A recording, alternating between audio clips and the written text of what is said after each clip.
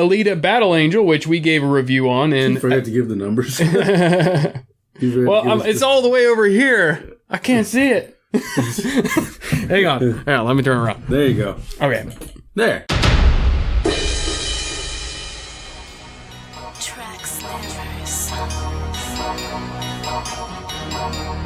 Welcome to another exciting episode of Critical Thinking Podcast. I'm your host, Rick the Rizzo, along with my co-host, Sean, the Irishman, and our other co-host, the Mig1. And for you humans, Magellus Majesticus.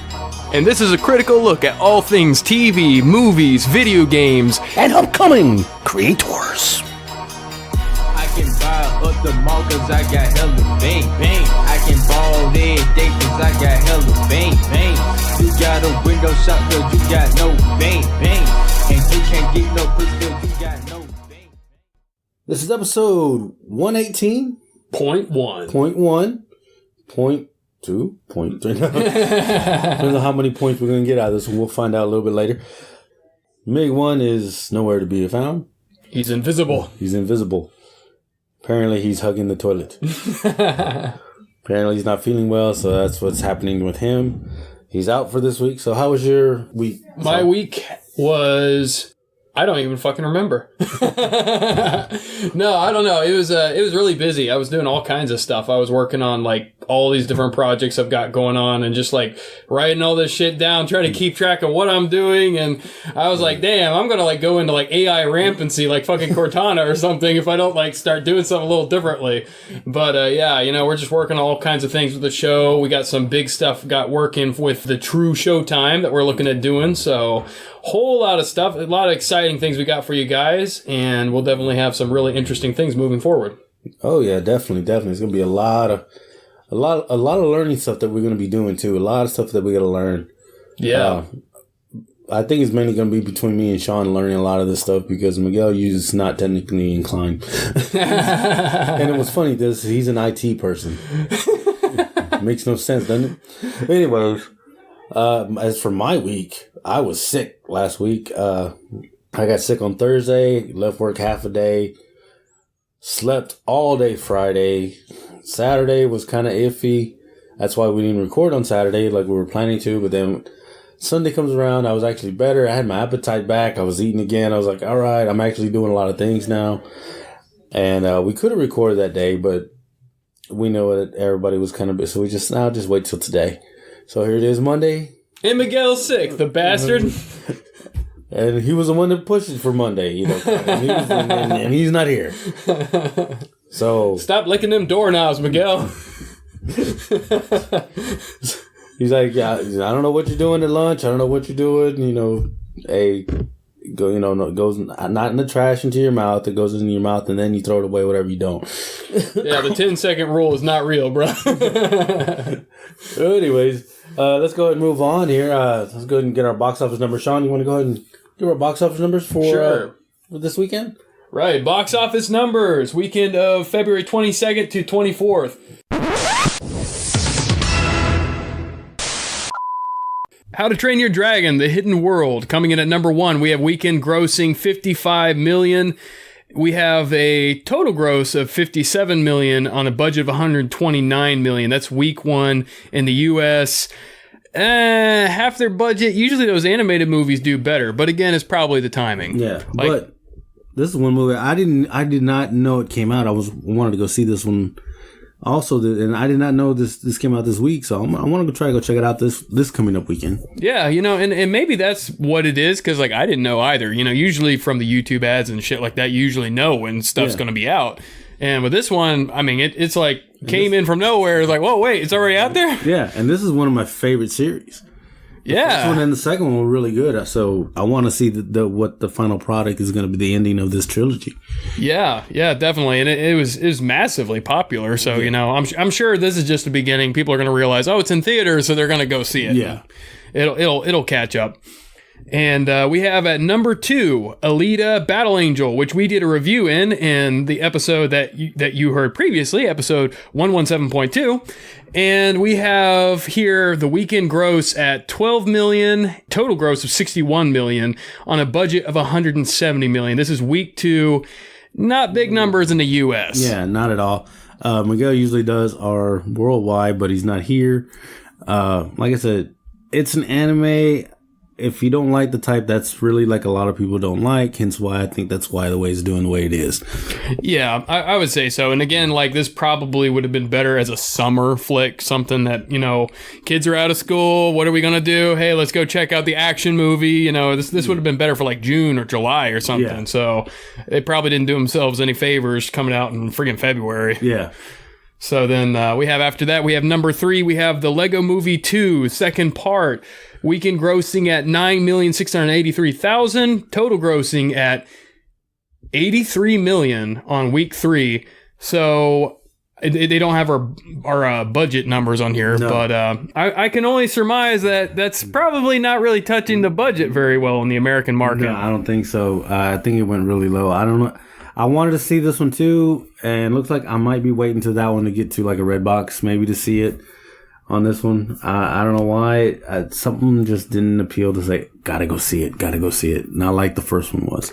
Yeah, I agree. The ads and everything, they just didn't have the same appeal. The trailers didn't really reach you as much. And then I've heard some whisperings that sounded like people were not totally content with it. Like it didn't really resonate as well as the first movie. So I still got to see it, the Lego Movie, but I don't know. I've got a little bit of a tremoring of, is it not going to be that great? Yeah. Coming in at number 4. Which is funny. Fighting with My Family, which is $7,813,000, total grossing $8 million. This is on week 2. So, wow, it's on week 2 already? Yeah. I put this in our trailer talk for this week, but we'll talk about it, but because we never talked about this in trailer talk. But what's funny is I was like, wow, that came out. I didn't even know it came out. Even in the trailer, it didn't show when the release date was. So like I said, this just threw me off. We're just looking. I was like, wow, we're gonna review the trailer of week 2 movie. Yeah, how weird is that? Yeah. The trailer guys are dropping the ball. I gotta say, man, because it's like, we don't even have any, it's like, what the fuck? It's been out for 2 weeks? What? Been out for 2 weeks, we didn't even know it. Some weird shit right there. Yeah. So then coming in at number 5, we have Isn't It Romantic, which is weekend grossing at $7 million, total grossing $33 million. It's on week 2. Don't know what the budget was. Probably wasn't that high. No, I have no idea what this movie. I think. Oh, that's the one with Rebel Wilson. I think. Yeah. So this is the one where it's supposed to be like she got dropped into a world of like a sitcom or something. Oh, okay. Yeah. So I don't know about it. That's something that's not my cup of tea. So I'm probably not going to watch that one at all. Any honorable mentions for you, Sean? Yeah. Well, we have coming in at number 7, Happy Death Day to You, which is weekend grossing $4,888,000. Total grossing $21 million on a $9 million budget, week 2 in America. Damn. Like, that's pretty damn good. Yeah. Doing a damn good job. And according to Sean, it was really good. If you catch his review, you're going to like that one. Absolutely. Green Book right there. That's the, that one won Best Picture in the Oscars. No kidding. Yeah. That's coming in at number 10 right now, even though it's already been out for how many weeks? 15 weeks? 15 weeks. Jesus. This still number 10? Yeah, it makes 69.6 mil with a $23 million budget. So they did a damn good job. They did really good. And actually, when I saw the trailer for that one, it seems like a really interesting movie to see. So I don't know why I haven't gone to see it. Maybe because I haven't really seen it at the movie theaters that I go to, or not. Or like I said, I might wait till it comes to Redbox and check that one out when it gets there. Yeah, I would say it'd be worth it. Other than that, we have Glass still at number 12 and total grossing $107 million on a $20 million budget. Damn. Well, get this. Also, another Oscar-winning one. There were a Golden Globe and an Oscar for Best Anime. Spider-Man Into the Spider-Verse. They're number 12 right now. Damn, almost $200 million. Yes, and the digital's coming out tomorrow. Wow. So it's that one's a really good movie to watch. I really wish everybody can go watch it. Check it in the movie theaters. If not, buy it on digital tomorrow. On Tuesday. Freaking awesome. Yeah. So that's it for box office numbers this time. That was real quick because, Miguel's not throwing his 2 cents here, so I'm just kind of quiet over here and everything. Now we can go on to movie news. That's right. It's movie news. It's movie news. It's movie news.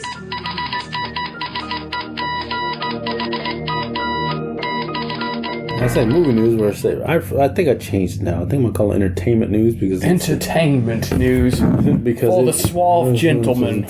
because it has everything in it. Well, we come to find out, Chris Hemsworth, he will be playing the iconic Hulk Hogan.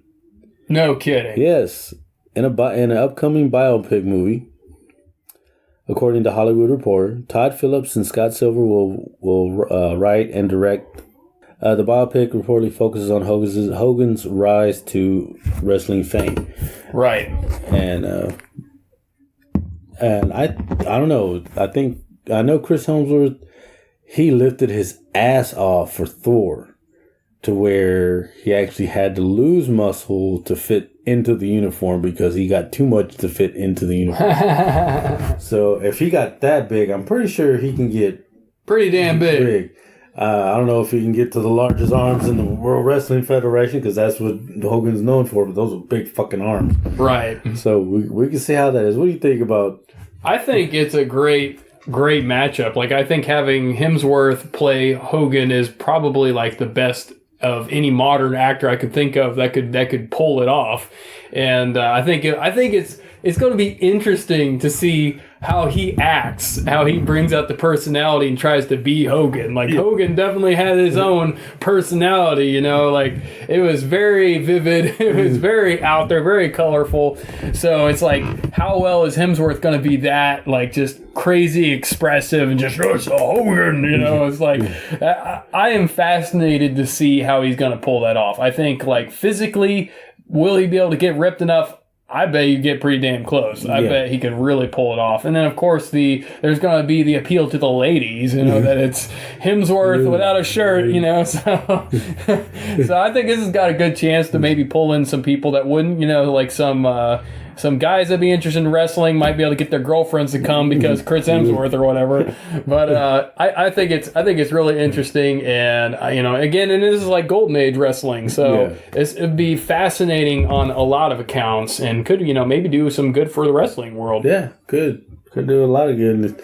I wonder how much are they going to show of Hogan on of his rise and everything, even like when he got fired from the WWE, not from the first time, but like the second time because of the whole racist slur. Right.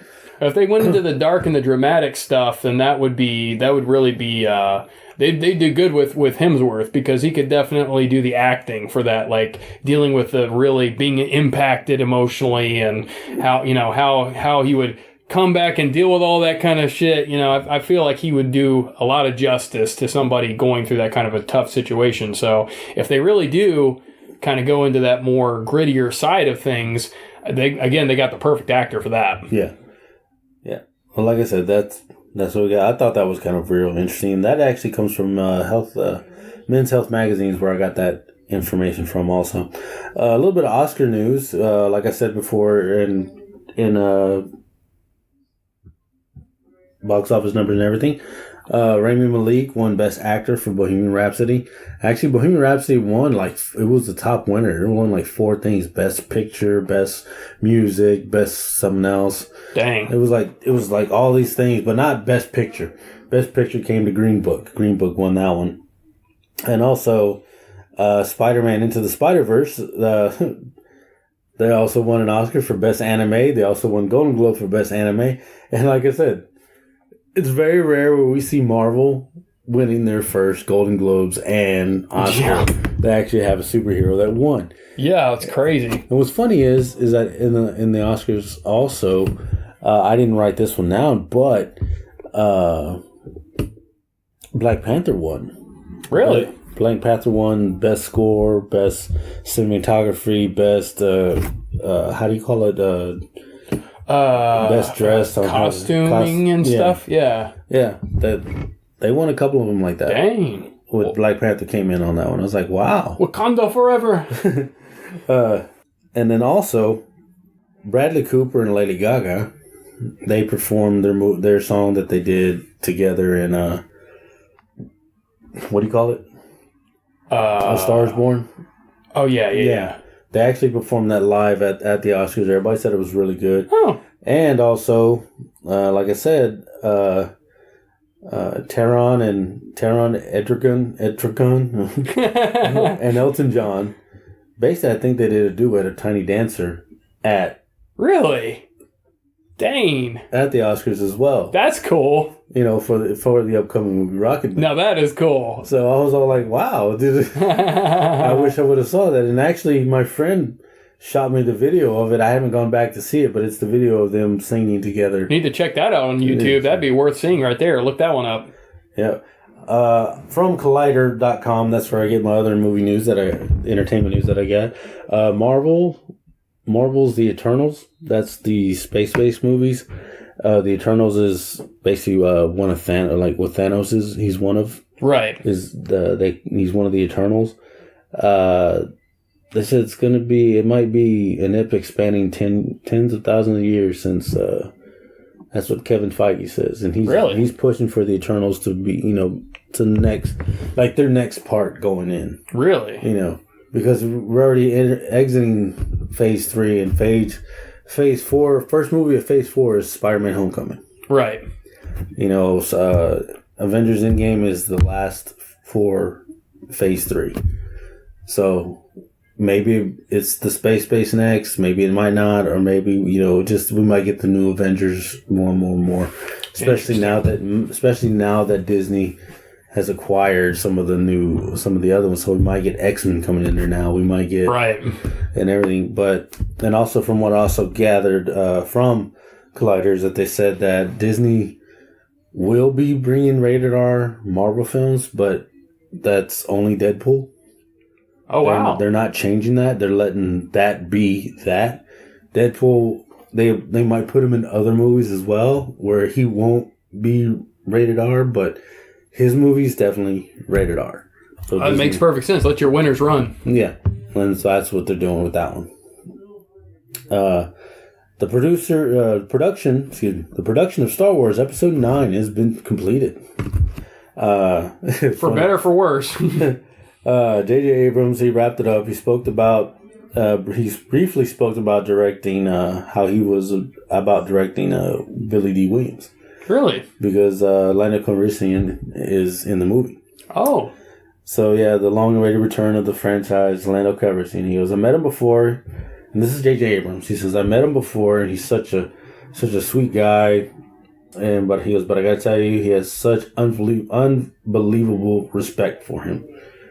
And everything. And then on the set itself, Abrams said, we had a great time on the set with a wonderful time with him. Everyone on the set, he just had an aura around him. He was an incredible person, an incredible actor to be with. Wow. Out there. So I was all like, wow. This almost sounds like a eulogy. Like, goddamn. You can tell how, Lando or how Billy D presented himself. Yeah, you could tell he had a lot of warmth. Yeah, genuine charisma. Yeah. And he portrayed it to everybody. As for the movie goes, someone asked him, they're like, "Hey, Abrams, can you give us the title for the movie?" He goes, "As for that, no." So he's not giving us the title to it. And he goes, but hopefully everybody will be satisfied and okay with the ending of it. Because he says he takes every movie as their own. Yeah. Because they kind of asked him about the one he didn't direct, which was the one that Ryan Johnson. Oh my God, Johnson. He ruined it. Fuck that guy. Because I don't know what he was thinking, but let's see what Abrams did to correct. Honestly, I have to say to correct, even though Abrams said he was saying he still respects him and everything. But I know Abrams came back and said, I got to fix it. We know we had to say that. Yeah, I mean, honestly, Ruin just brought his own ego. Like, he just wanted to do something that everybody would remember. Oh, he totally took it all and made the characters totally opposite. He literally he had it as a goal that he wanted half the people to hate the movie. Like, what kind of a goal is that? Like, you gotta be some kind of egotistical to be like trying to do that. Like, what is wrong with you?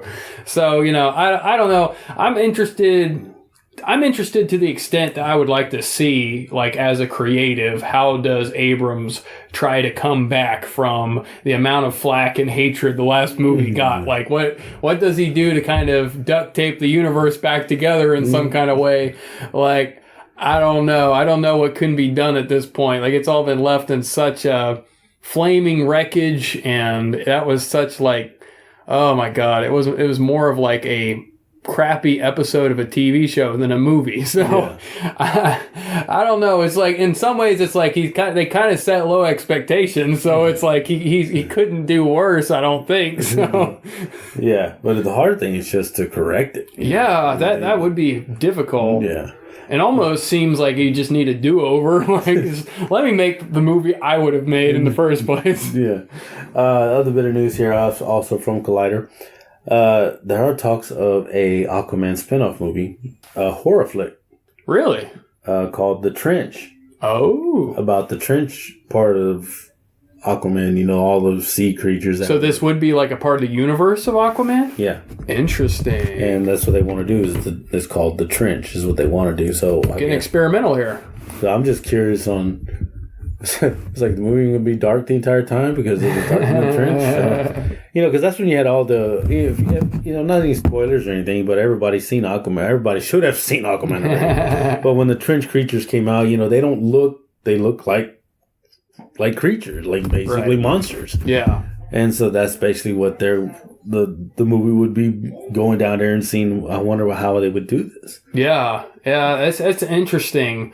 I like the fact that they're willing to go that kind of experimental direction, and I think that it kind of suits the DC profile more than the Marvel profile to try something like this. Because they have almost more of that indie kind of appeal than Marvel, obviously under Disney can possibly have. So if there's anybody, like any major group involving comics that could pull off some kind of horror like this, it would definitely be them. Yeah. So I that's fascinating to me. I would love to see how that turns out. Yeah, I would also too. I mean, that'd be interesting. I mean, I'm not really a horror person, but come on, this is the Aquaman universe here, especially the universe that they created on this one. Right. And it was really good. I mean, even Sean loved it. Mm-hmm. And this would be some smart horror, so... Yeah. It's this, I would imagine. So you only think, with this kind of subject matter. Yeah. That's all I have on entertainment news right now. Do you have anything else to add, Sean? Or? Oh, that's it on movie news, but we do have some video game news too. All right, cool.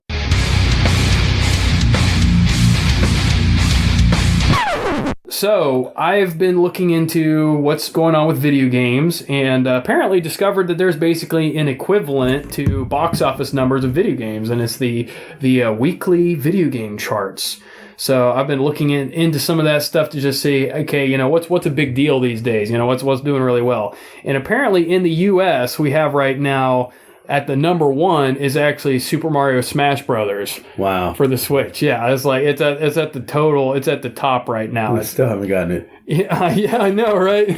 It's like shit, man. But it's at total is at 3,878 copies sold. God dang. Yeah, like fucking amazing, and that's the grand total. Just this week it sold 432,000. Shit. So, yeah, this is only week 4. And it's only about 1 million copies behind Red Dead Redemption for the PS4. Oh, yeah. Which is the second biggest, selling one. They got 4,837,000 total. They just this week they sold another 215,000 copies. So I don't know if they had a deal going or what. Really good story. Really good. Love the game. And this is week 10 for them. So they're still, holding up there. Call of Duty Black Ops 3 PS4 actually is at number 3, believe it or not. Like I'm kind of shocked because I've heard a lot of people not really liking it. Black Ops 3 or Black Ops 4? Black Ops 3. Or let me see. No, Black Ops 4. Yeah, my bad. Black Ops 4. Yeah, not Black Ops 3. Black Ops 4. What the fuck? Yeah. Well, they did like 4 stripes. You're not supposed to do that in Roman numerals. Like, what the hell? Yeah, I'm not a fan of Black Ops 4 at all. I didn't like it. I took it back, and that's how I got Red Dead Redemption. Use that money towards Red Dead Redemption. Right. Yeah, and that's the okay, so first of all, I got to address that elephant. 4, are we going with tallies or are we going with Roman numerals? Like, you can't do 4 I's. That's not how you do it. It should have been an I and a V.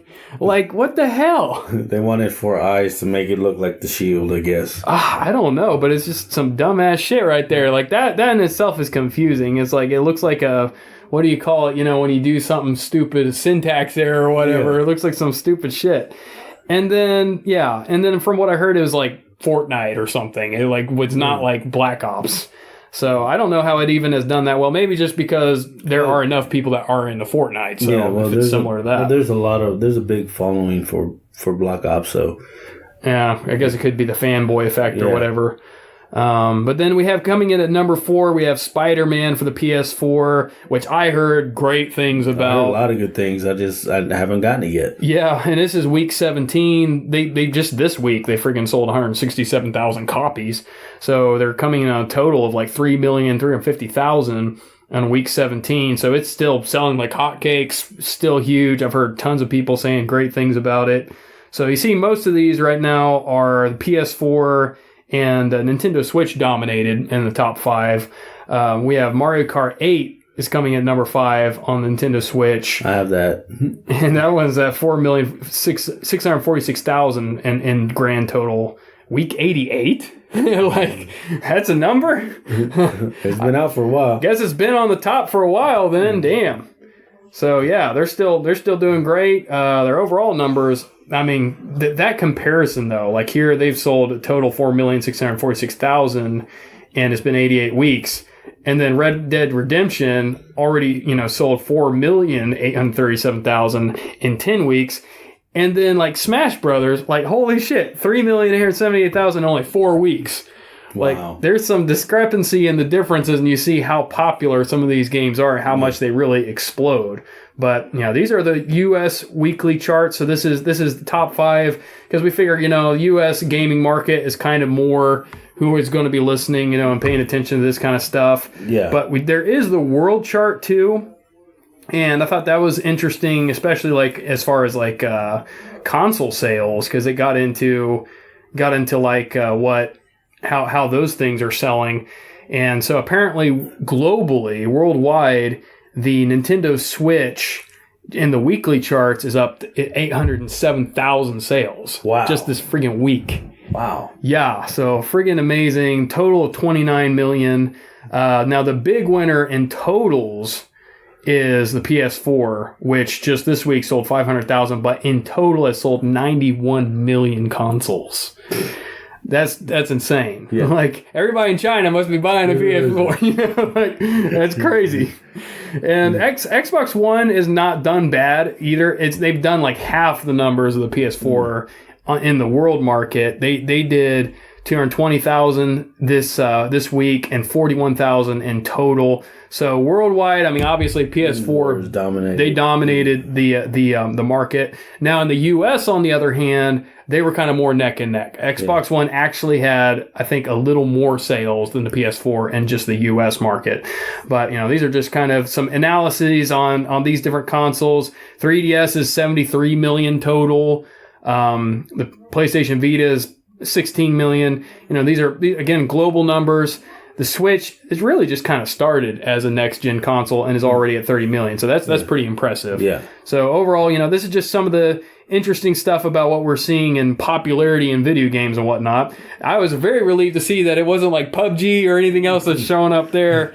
Of course, given, those are different style games, so it's not like showing as like sales per se, but just like, it was a relief to not see those, like, that you see fucking memes about all the time and see all this shit about it. It's just like, man, it's some millennial kind of bullshit games. I'm not interested in this shit. But other than that, there's just some news about what some upcoming games are going to be. Dead or Alive 6 is going to be coming out. Yeah. And that's going to be March 1st. Total War 3 Kingdoms, that's going to come out on the PC. It's going to be March 7th. Devil May Cry 5, coming out for PS4, Xbox One, and PC March 8th. There's also going to be The Division 2. I'm looking forward to that one. I don't know why. I'm a Division person. I like the first one. A lot of people didn't. I enjoyed that one. I'm looking forward to the next one. That was a very polarizing game. So the people that liked it loved it, and the people that didn't hated it. Yeah. But it's going to be coming out March 15th. So that's actually coming pretty soon. So those are most of the interesting ones that I saw. Oh, also of interesting comment, Mortal Kombat 11 is coming out April 23rd, and that's going to be on the Switch, the Xbox One, PS4, and PC. So, across all the boards on that one. Yeah. So, That's a legacy. That's, I'm wondering if they're going to make that one go ahead and cross-platform when they do online play on that one. And most likely they are, because they already do that with Fortnite and PUBG. They all do cross-platforming. So, like I said, if I play Fortnite, I play my nephew. He has an Xbox in the other room, and we can play on the same thing. So, I'm pretty sure they're going to do that with the... I would think they would, especially since the cross-platform hurdle has already been leaped. Because originally, at first everybody thought it was going to be Microsoft that was giving shit, but then it was Sony that was giving shit that wasn't wanting to do cross-platform. But since that's finally really basically been crossed as a hurdle, I would assume they would do it for Mortal Kombat, because at this point it's like, why not? You don't do it, people are just going to get pissed off. So I think they'll probably, even if they didn't want to, they're going to cage. Oh, one more that is interesting is Rage 2 is actually going to be coming out finally for PS4, Xbox One, and PC. It's going to be coming out on May 14th, 2019. Wow. So a little later. Rage was pretty massive as like an endeavor creatively, and what they tried to do as a video game, post-apocalyptic, and a lot of really cool concept art, really intense idea. Execution, I don't know, so, but Rage 2, and it's been all this time since the first one came out. That was like, what, 4 years ago, 5 years ago? It's been a while. Yeah. I remember the Game Informer magazine with it on there. Shit, that's been a while. But so that's going to be coming out. That's pretty much all the interesting things. Other than that, just note that E3 is going to be on during June 11th to June 13th. So we'll be paying attention to when that shows up and looking to give you guys some news on that. But that's pretty much it on video game news. Cool. Well, that's everything we have for this episode of 118.1. We've been on here for a while. Sean, hopefully we've got a lot of good information for you on this show. Hopefully we made you laugh, because there was some stuff that made us laugh and everything. I know Miguel wasn't here. Usually he's the guy that kind of brings the little jokes in for us a little bit more. But other than that, this is Rick and Sean. We out. Well, you know what, guys? That's a hell of a show. If you really like Critical Thinking Podcast, then you need to make sure you follow everybody that's involved with this. So I'm going to give you a quick heads up on who our lovable sponsors are. We are brought to you by Tokyo Munchies, located in Tokyo, Japan. We also have Japan Ramen Box, which also is in the United States. No, I'm just joking. It's in Japan. And then, of course, our big-time sponsor, Tanks Paintball. Tanks Paintball, where you can go down there and shoot Sean in the ass any freaking time you want to, and he can't do nothing but cry like a little bitch. Tanks Paintball, where you can shoot everyone in the ass, and it's perfectly legal out on Southwest Freeway, Richmond, Texas. And now, our new big time sponsor. Put your hands together for the black man out of Atlanta, Georgia. The True Showtime. The True Showtime. That's right. He is now sponsoring us. Can you believe that shit? But anyway, that's our sponsors. And if you really love listening to us, you can catch us everywhere. You can catch us on our radio stations, Beyond the Dawn Radio. You can catch us on WBLZ Media /Iconic Radio. You can catch us on Podbean, iTunes, Stitcher, and Anchor. We're everywhere, peeps. Thank you for joining us, thinking shit through one podcast at a time.